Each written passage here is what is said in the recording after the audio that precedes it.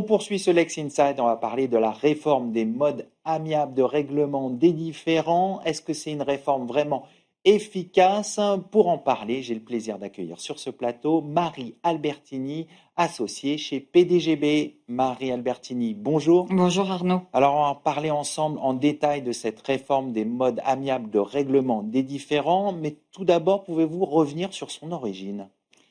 Alors, l'origine, c'est un décret du 18 juillet dernier qui est rentré en vigueur le 1er septembre et qui est parti d'un double constat qu'a fait le législateur, le ministère de la Justice. D'une part, celui que tout un chacun peut faire, que la justice civile est en crise depuis des années avec des tribunaux submergés, des délais pour obtenir une décision qui sont trop longs et des coûts qui sont parfois trop importants. Ça, c'est un premier constat. Et le second constat, c'est que les tentatives qui ont été faites pour insérer plus d'amiables dans le procès civil n'ont pas rencontré l'écho qui était attendu.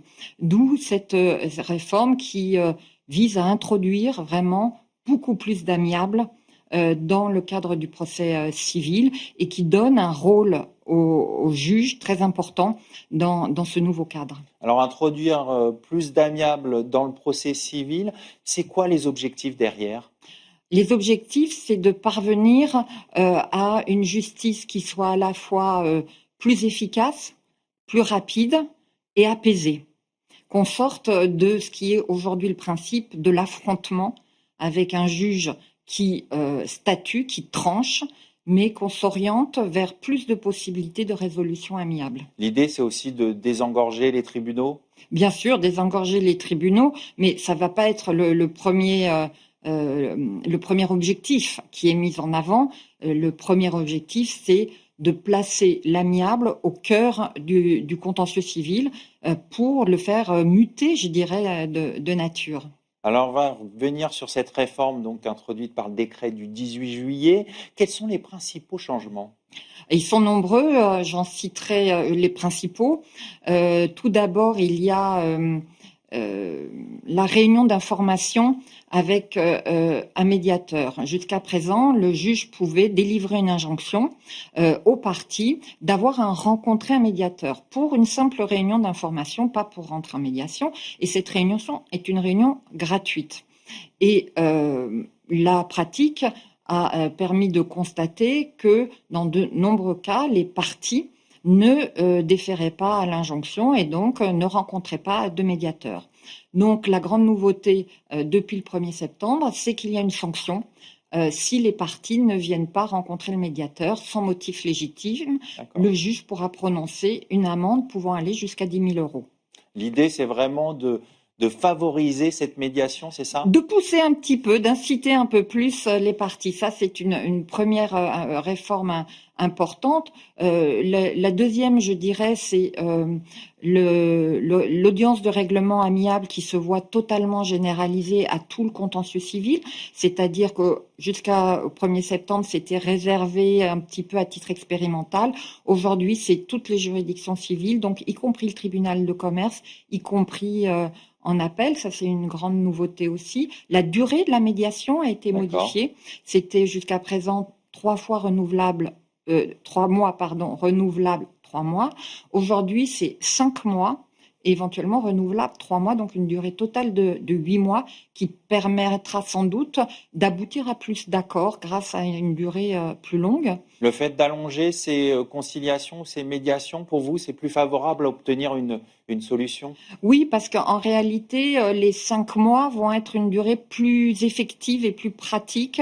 Il y a de nombreux juges de la mise en état qui faisaient partir en réalité le début de la médiation à la première réunion plénière de médiation, ce qui pouvait laisser passer 2-3 mois sans qu'il se passe rien. Aujourd'hui, en réalité, le délai est plus efficace. Alors, une autre efficacité ou nouveauté pour rendre justement plus efficiente cette réforme des MARD, c'est que le juge va pouvoir désormais décider d'une audience de règlement amiable. Qu'est-ce que ça change?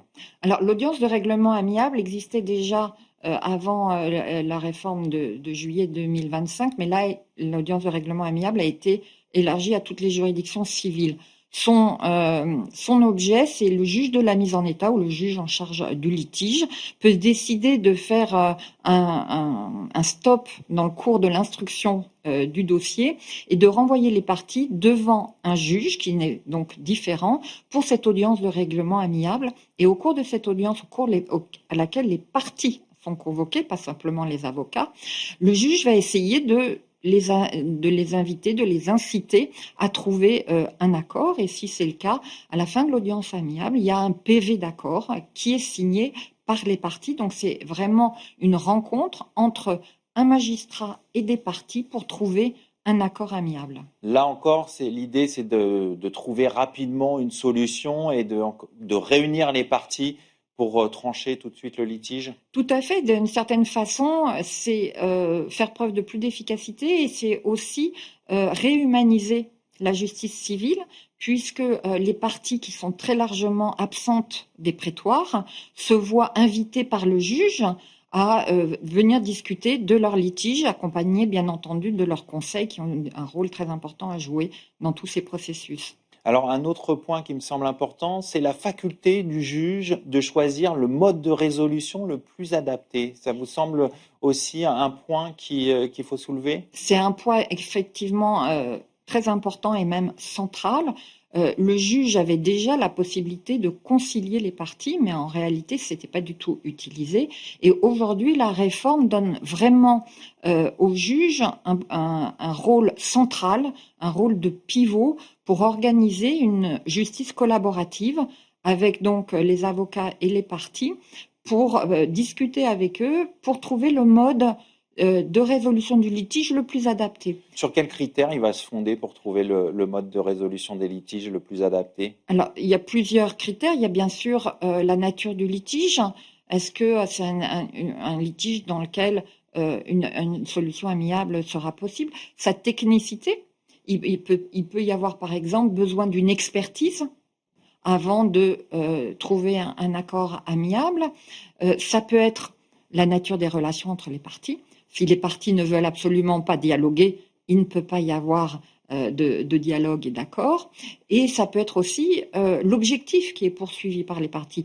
Parce que les parties, par exemple, peuvent avoir besoin d'un accord amiable rapide pour pouvoir poursuivre une relation contractuelle. Ou, au contraire, elles peuvent avoir besoin d'une décision de justice qui grave dans le marbre une décision qui pourra faire jurisprudence.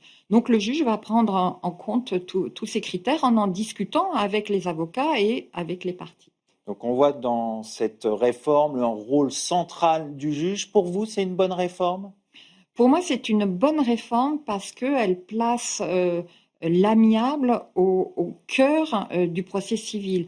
Et c'est une nouvelle approche du procès civil, c'est-à-dire que le procès civil n'est plus simplement un affrontement entre deux parties, mais ça devient aussi un espace de dialogue pour trouver un accord. C'est une petite révolution de la culture judiciaire que nous avons tous, que ce soit les magistrats ou les avocats.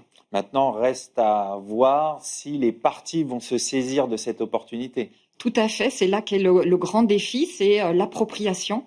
Il faut que toutes les parties prenantes, à la fois les juridictions, mais aussi les avocats et les médiateurs, s'approprient cette réforme pour la faire vivre et aboutir vraiment à cette justice du XXIe siècle. On va conclure là-dessus. Merci Marie Albertini. Je rappelle que vous êtes associée chez PDGB Avocats. Merci Arnaud.